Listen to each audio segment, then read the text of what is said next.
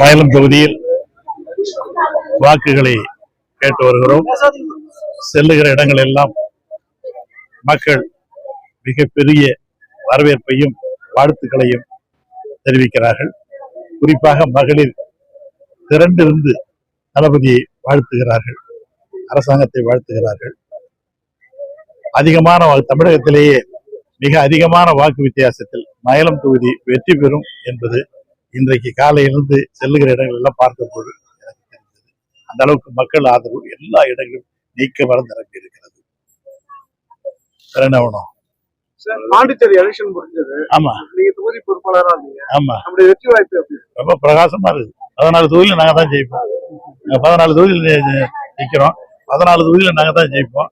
அங்க தளபதி வந்த பிறகு, துணை முதலமைச்சர் உதயா வந்த பிறகு மிகப்பெரிய எழுச்சி ஏற்பட்டு 14 தொகுதியில் நாங்க அதிகமான வாக்கு வித்தியாசத்தில் வெற்றி பெறுவோம். பாண்டிச்சேரியில் திராவிட மாடல் ஆட்சி அமையும். இப்ப மயிலம் தொகுதியில பாத்தீங்கன்னா இப்போ கூட்டணிக்கு கொடுத்திருக்காங்க. இப்ப உங்களுடைய வாக்கு சேகரிப்பானது இவனுக்கு சார், திமுக காரனுக்கு தளபதி என்கிற ஒரு கடவுள் உத்தரவு போட்டாருன்னா எதை பத்தியும் கவலைப்பட மாட்டேன். அந்த உத்தரவு தான் எங்களுக்கு, மற்றது எதை பத்தியும் கண்ணுக்கு தெரியாது.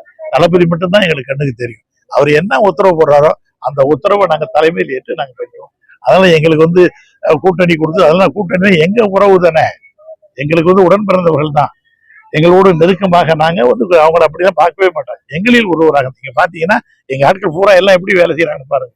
அதனால பிரிச்சு பார்க்கற இதுவே கிடையாது.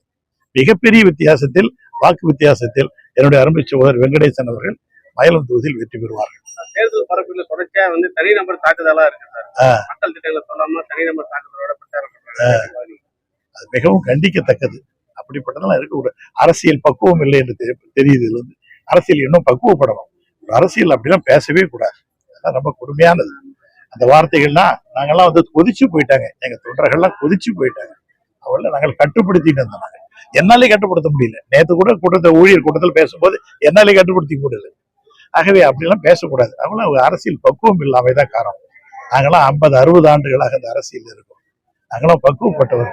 திராவிட முன்னேற்ற கழகத்தில் இருக்கிற புடம் போட்ட தங்கங்கள். எங்களுக்கு விட்டு ஏன்னா பேசுறதுக்கு எங்களுக்கா தெரியாது. அப்படிலாம் பேச மாட்டோம். எங்களை எல்லாம் கட்டுப்படுத்தி வச்சிருக்கிறாங்க. அது மாதிரிலாம் அவர் பேசுறது மிக மிக தவறு. தப்ப எல்லா இடங்களும் தப்பு தப்பா பேசுறாங்க. கலைஞரை சிறை வச்சாரு அப்படின்னு பேசுறேன். என்ன அவருக்கு என்ன தெரியும்? அவருக்கு என்ன தெரியும்? என்ன நடந்ததுன்னு தெரியும். நாங்கள் கடைசி மூச்சு விடுகிற வரையில் நான் உடன் இருந்தவன். என்னோட அருமை என்ன துறைபெறுகிறேன். நாங்களாம் கூடவே இருந்தோம். எங்களுக்கு தான் தெரியும். தளபதி அவர்கள் உண்ணாமலும் உறங்காமலும் அந்த ஒரு மாசம் அந்த காவேரி ஆஸ்பத்திரியில் அவர் பட்ட கஷ்டங்கள், துன்பங்கள் எங்களுக்கு கண்டிப்பா சாப்பிட விட மாட்டாரு. டீ காஃபி கூட குடிக்க மாட்டாரு. நின்ற இடத்தில் ஒற்றை காலில் நின்று விரதம் இருந்தார்கள். இந்த தலைவர் உடம்பு சரியாகி வீட்டுக்கு வரணுமே சொல்லிட்டாரு. அவர்களும் தெரியாது, பக்குவப்படாதவர்கள். திடீர்னு ஒரு இதுல வந்த மாதிரி அவர் முதலமைச்சராகி ஏதோ ஒன்று பண்ணிட்டாரு. அவர் ஏதோ ஒரு கற்பனை பண்ணிக்கிறார். தமிழ்நாட்டு மக்கள் ரொம்ப திறமையானவர்கள். தமிழ்நாட்டு வாக்காளர்கள் சாதாரண வாக்காளர்கள் இல்லை. எல்லாம் உங்களுக்கு தெரியும். எங்களுக்கு போட்டியே இல்லைன்னு சொல்றேன். மயிலம் தொகுதியில நிக்கிறதுனால தரப்பு எங்களுக்கு போட்டியே இல்லைன்ற மாதிரி அந்த தரப்பு கருத்து வருது. அது நான் நினைக்கிறேன் அடுத்த தேர்தலை பத்தி சொல்லியிருப்பாங்க. இந்த தேர்தலில் சொல்லியிருக்க மாட்டார். செல்றதுக்கு வாய்ப்பு இல்லை. அடுத்த தேர்தலை பத்தி சொல்லியிருப்பாங்கன்னு நினைக்கிறேன்.